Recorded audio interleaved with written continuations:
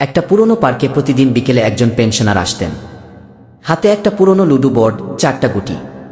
খেলার সঙ্গী কেউ নেই, তবুও তিনি একাই খেলতেন। একদিন এক ছেলে জিজ্ঞেস করল, চাচা একা একা কেন খেলেন?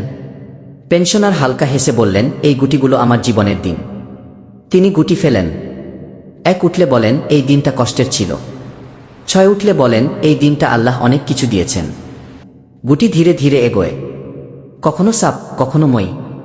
তিনি বলেন, জীবনটা একটা লুডুর বোর্ড, চাকরি জীবনে যেমন হঠাৎ নিচে নেমেছি, আবার হঠাৎ ওপরে উঠেছি, এই লুডুর মতোই।